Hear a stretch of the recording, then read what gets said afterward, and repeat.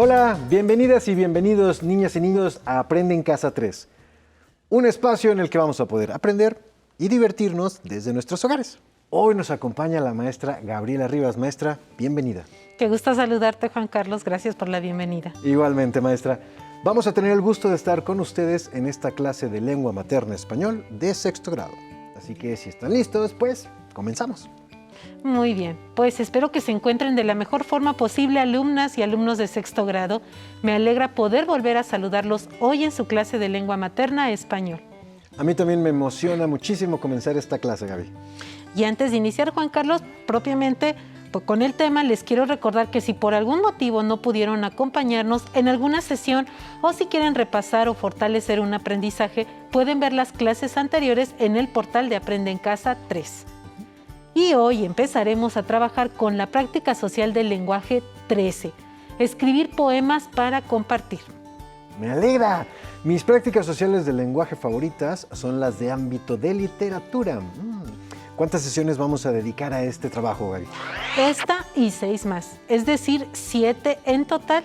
Y ya para comenzar formalmente, les pido que leamos juntos la página 158 de su libro de texto de español.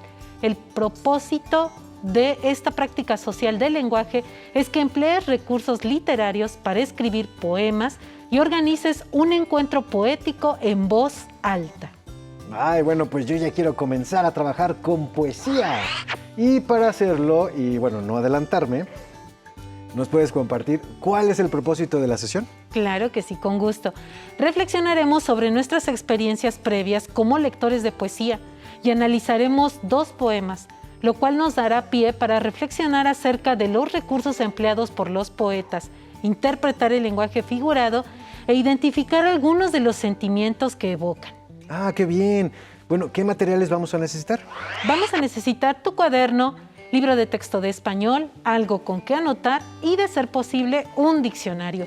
Recuerden tenerlo siempre a la mano durante esta clase y también al leer o al estudiar otras asignaturas. Úsenlo con libertad y no solo investiguen las palabras que mencionamos aquí.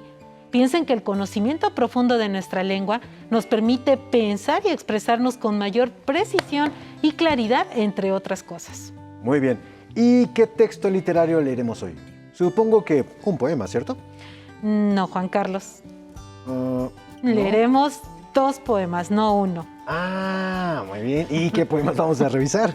Leeremos los poemas La poesía del escritor chileno Pablo Neruda y Poesía del escritor mexicano Javier Villarrutia. Ah, pues la coincidencia de los títulos de los poemas me resulta atractiva, ¿eh? De Javier Villarrutia no había leído nada aquí, ¿o sí?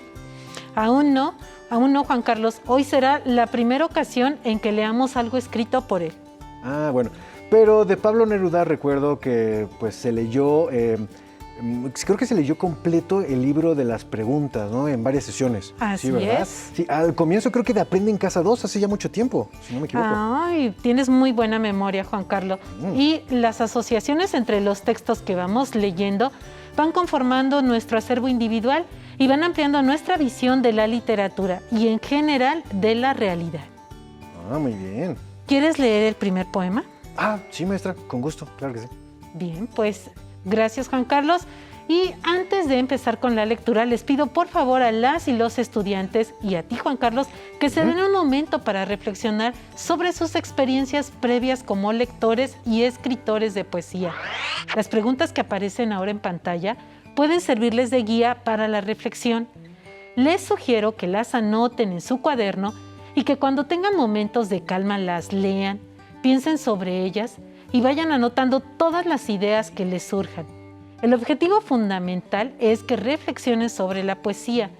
En ese sentido, no hay respuestas correctas o incorrectas. Lo relevante es lo que ustedes piensan y sienten a partir de sus propias experiencias. ¿Qué es la poesía? De los poemas que has leído, ¿cuáles te han gustado más? ¿Por qué? ¿Algún poema no te ha agradado? ¿Por qué? ¿Has escrito algún poema? ¿Cómo fue la experiencia? ¿Por qué? Las preguntas me resultan provocativas, ¿no? Voy a realizar el ejercicio de reflexión que propones. Y bueno, ya puedo leer el poema de Neruda. Aún no, Juan Carlos. Primero quiero pedirles a los y las estudiantes y a ti, mientras leen, escuchen el poema, identifiquen el motivo o tema principal. Además, centren su atención tanto en lo que se dice sobre dicho tema como en la manera de hacerlo. Muy bien, de acuerdo, perfecto, sí. Y ahora sí, Juan Carlos, por favor, ¿leerías el poema de Pablo Neruda? Claro que sí, por supuesto. Y dice así: la poesía. Y fue esa edad. Luego llegó la poesía a buscarme. No sé de dónde salió, de invierno o río. No sé cómo ni cuándo. No eran voces, no eran palabras ni silencio.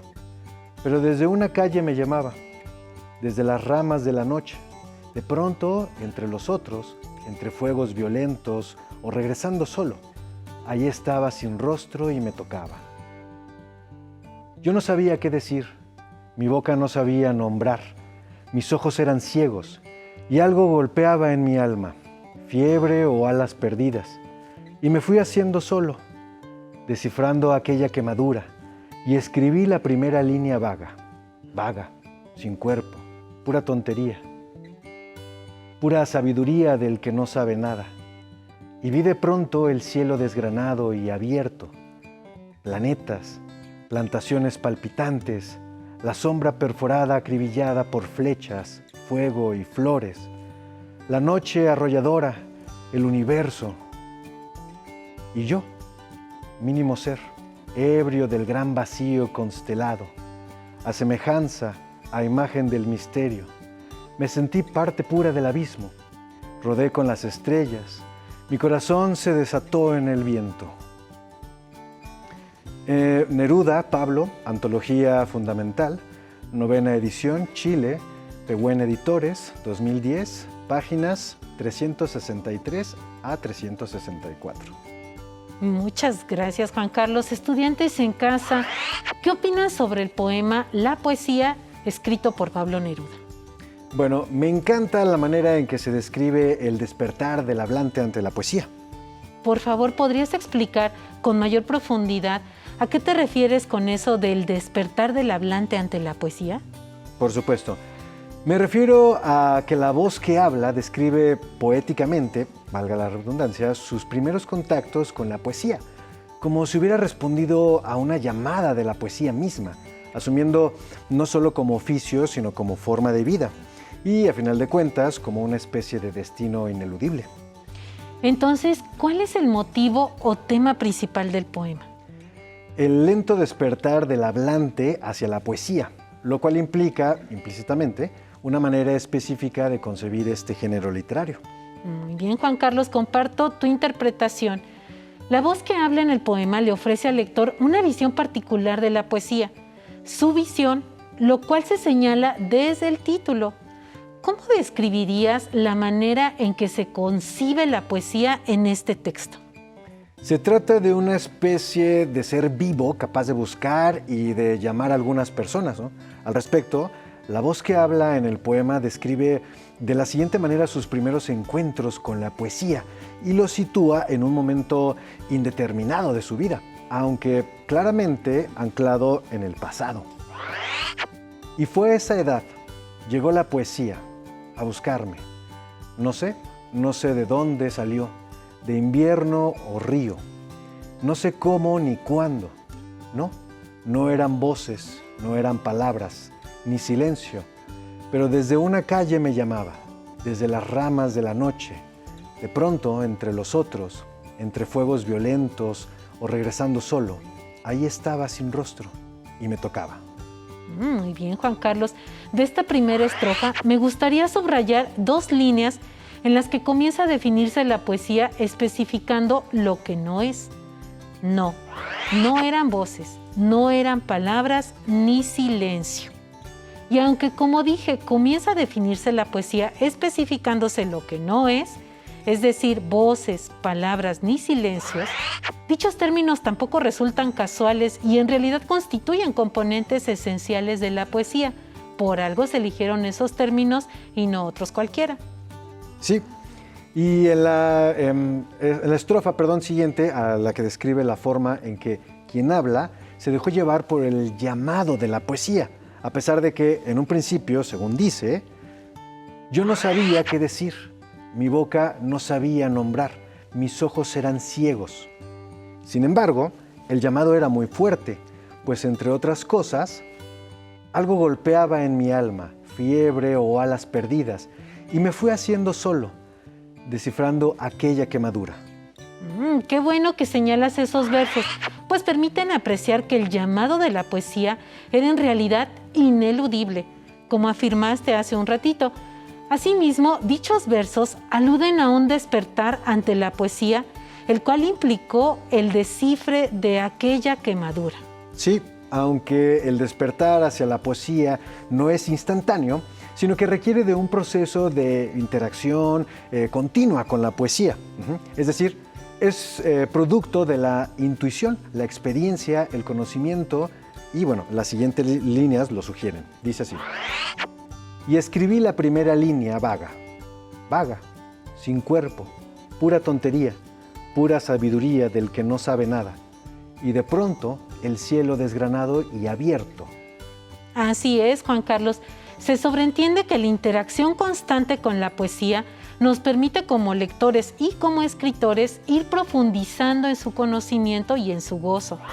En ese sentido, nadie nace sabiendo cómo escribir ni leer poesía, ya que estas son habilidades que se van desarrollando mediante la práctica. Sin embargo, esto último no implica que seamos incapaces de disfrutar ambos procesos de aprendizaje. Al contrario. Y yo, mínimo ser, ebrio del gran vacío constelado, a semejanza, a imagen del misterio, me sentí parte pura del abismo, rodé con las estrellas, mi corazón se desató en el viento. Es cierto, esas líneas señalan otras características de la poesía, de acuerdo con la concepción de quien habla, ¿no? Me refiero en particular a su naturaleza misteriosa y abismal, la cual constituye un universo en sí mismo. Y lo más atractivo es que todo esto es descrito mediante la poesía misma. Así es, Juan Carlos. Es como si la poesía se pensara a sí misma por medio del poema. Y ocurre lo mismo con el poema Poesía de Javier Villarrutia, el cual, como veremos a continuación, también ofrece una peculiar visión sobre este género literario. Y a continuación le daré lectura. Eres la compañía con quien hablo de pronto, a solas. Te forman las palabras que salen del silencio y del tanque de sueño en que me ahogo libre hasta despertar. Tu mano metálica endurece la prisa de mi mano y conduce la pluma que traza en el papel su litoral. Tu voz, hoz de eco, es el rebote de mi voz en el muro, y en tu piel de espejo me estoy mirando, mirarme por 1000 argos, por 1000 largos segundos. Pero el menor ruido te ahuyenta y te veo salir por la puerta del libro o por el atlas del techo, por el tablero del piso o la página del espejo, y me dejas sin más pulso ni voz y sin máscara, como un hombre desnudo en medio de una calle de miradas. Paz Octavio, selección y nota introductoria Javier Villarrutia, 15 poemas, México UNAM, 1986, página 10 y 11.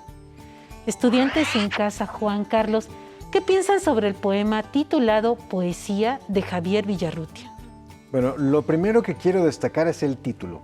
Me llama la atención que los dos poemas se titulan casi igual. La única diferencia radica en que el de Villarrutia no antepone el artículo la, ¿no? La poesía, la palabra.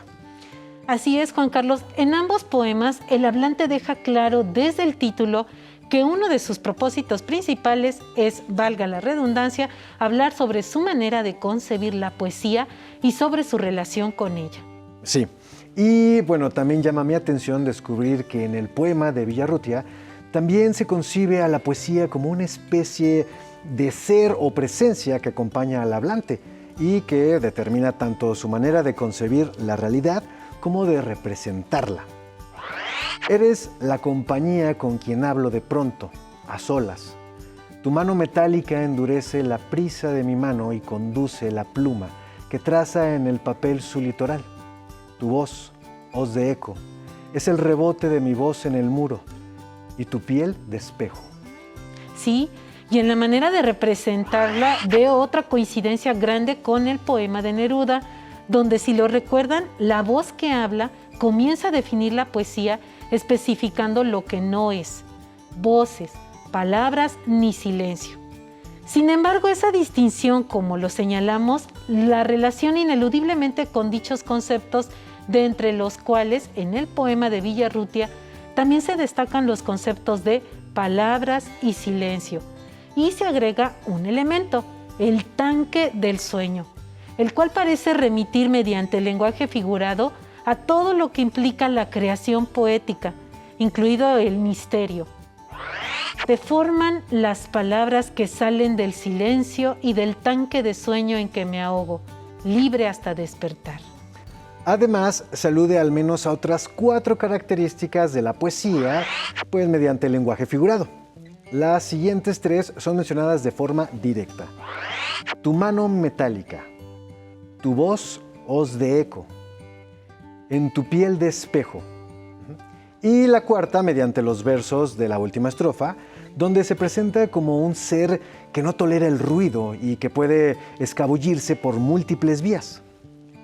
Por el menor ruido te ahuyenta y te veo salir por la puerta del libro, o por el atlas del techo, por el tablero del piso, o la página del espejo. Muy bien, Juan Carlos. ¿Y a qué crees que se alude con lo de que el menor ruido la ahuyenta? A que la poesía es misteriosa, caprichosa, delicada, frágil, y que debemos aproximarnos a ella con respeto, atención, cuidado, cariño, entrega, pasión. Muy bien, Juan Carlos, comparto tu interpretación, y aunque podríamos seguir analizando los poemas y los respectivos conceptos de poesía que incluyen explícita e implícitamente, el tiempo de las clases se nos está agotando. Sin embargo, antes de terminar este análisis, estudiantes en casa, Juan Carlos, por favor, reflexionen sobre la forma en que están escritos los 2 poemas que leímos. Lo primero que viene a mi mente es que están escritos por medio de versos y de estrofas, y bueno, que se valen del lenguaje figurado. También me llama la atención el hecho de que, en contrario a otros poemas que hemos leído, como algunos de los preferentes a la tradición popular mexicana, estos no incluyen rimas. Así es, Juan Carlos, qué bueno que lo señalas. Estos poemas están escritos en verso libre, es decir, están libres de rima y de medida. Sin embargo, incluyen otros recursos poéticos, como los juegos de palabras que pueden ver en pantalla, los cuales impactan también en el significado, otorgándole profundidad. En el primer ejemplo, mediante la repetición del sonido producido por las palabras voz, hoz y de nuevo voz, se refuerza la imagen del eco a la que aluden estos versos, es decir, del rebote de la voz del hablante en un muro. Tu voz, hoz de eco, es el rebote de mi voz en el muro. Mientras que en el segundo ejemplo se repiten otros sonidos, los cuales también determinan el ritmo y afectan el significado de los versos. En este caso se repiten las palabras y los sonidos sin, más, cara, sin, más y cara. En particular, pongan atención en las palabras subrayadas con amarillo: más cara y máscara, sin más pulso ni voz y sin máscara, como un hombre desnudo. ¡Qué fascinante es nuestra lengua! No cabe duda que tiene muchas posibilidades para seguir explorándola. Sí, Juan Carlos, y antes de concluir, les recomiendo que lean y analicen todos los poemas que les sea posible. Para analizar los textos, recuerden primero que nada leerlos con mucha atención y calma, preferentemente varias veces, y luego hacerles preguntas como lo hacemos en clase y como lo sugiere el libro de texto de español. También acuérdense de que si desconocen el significado de una palabra, pueden hallarlo en un diccionario. Les sugiero que lean los poemas que aparecen en las páginas 159 y 160. Al mosquito de la trompetilla, de Francisco de Quevedo y Villegas. El otro poema, Despedida, de Federico García Lorca, y Soneto de Sor Juana Inés de la Cruz, que están en la página 159 y 160. y que luego reflexionen sobre las preguntas que aparecen en la página 161. Y recuerden también que su libro de lecturas de sexto grado incluye múltiples poemas de autores como Antonio Machado, Emily Dickinson, Juan Gregorio Regino, Vicente Huidobro y el mismo Javier Villarrutia, ¿no? Y bueno, ahí hay una gran selección de textos. Disfruten muchísimo de su libro leyéndolo. Sí, de verdad, disfrútenlo. Y por último, a manera de cierre, por favor, Juan Carlos, ¿podrías realizar, como ya es nuestra costumbre, la recapitulación de lo trabajado durante la sesión? Por supuesto, claro que sí. Bueno, primero comenzamos a cavilar sobre nuestras experiencias previas como lectores y escritores de poesía por medio de unas preguntas. Luego analizamos los poemas, la poesía de Pablo Neruda y poesía de Javier Villarrutia, lo cual nos sirvió como punto de partida para interpretar su significado, reconocer el lenguaje figurado e identificar algunos de los principales sentimientos que evoca. Muchas gracias, Juan Carlos. Fue una recapitulación precisa. Pues hasta mañana.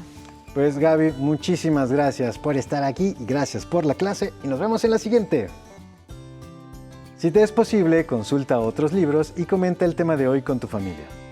Si tienes la fortuna de hablar una lengua indígena, aprovecha este momento para practicarla y platica con tu familia en tu lengua materna. Por hoy hemos terminado con Poemas para compartir, de lengua materna español de sexto grado.